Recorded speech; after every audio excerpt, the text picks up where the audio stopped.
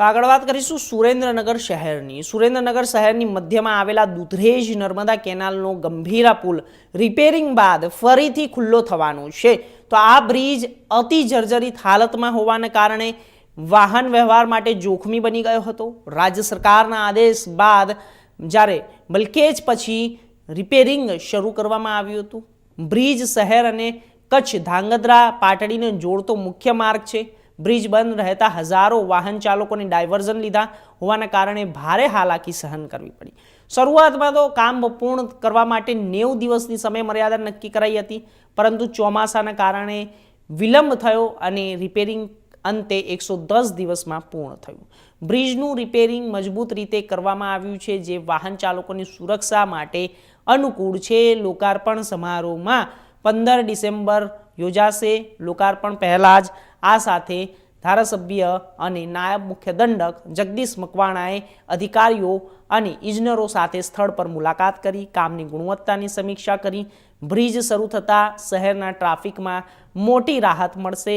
વેપાર, ખેતી, સામાન્ય વાહન વ્યવહાર ફરીથી સરળ બનશે।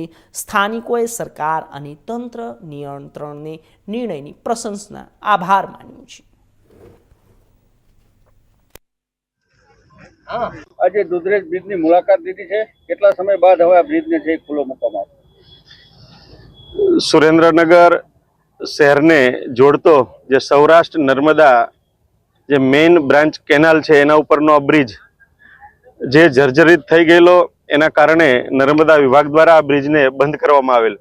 જે અંદાજે 5 મહિના પહેલા આ બંધ કરેલ બ્રિજ, જેને 105 દિવસ પહેલા 24મી ઓગસ્ટ 2025ના રોજ મેં પોતે જ અમારી ટીમ સાથે આ બ્રિજના કામનું ખાતમુહૂર્ત કરેલું। આજે જ્યારે અહીંયા બ્રિજની મુલાકાતે તો અનેક વખત આવ્યો છું, પણ જ્યારે આજે લાસ્ટમાં આવવાનું થયું છે ત્યારે આ બ્રિજને 105 દિવસથી જેનું કામ શરૂ છે, વચ્ચે ચોમાસાની ઋતુના કારણે વરસાદ પણ ખૂબ લંબાયો, એના કારણે પણ વચ્ચે કદાચ એકાદ મહિના જેટલું કામ બંધ રહ્યું હતું અને હવે આ પુલનું કામ એ પૂર્ણતાના આરે છે। એટલે આગામી 15 ડિસેમ્બરે સવારે આ બ્રિજ ઉપરથી વાહનો પસાર થઈ શકે, લોકોની અવરજવર થઈ શકે માટે અમે એનું લોકાર્પણ કરવાના છીએ। શહેરની જનતાએ પણ આ બ્રિજને બનતો ત્યારે ખૂબ જ સારો એવો સહકાર આપ્યો છે। માનનીય મુખ્યમંત્રી શ્રી ભૂપેન્દ્રભાઈ પટેલ સાહેબના માર્ગદર્શન નીચે નર્મદા વિભાગના અધિકારીઓ અને અમે સૌ પદાધિકારીઓ સાથે મળી અને આ બ્રિજ જલ્દીથી પૂરો થાય એવા તમામ પ્રકારના પ્રયત્નો કર્યા છે અને આ બ્રિજનું કામ પણ ખૂબ સારું થયું છે।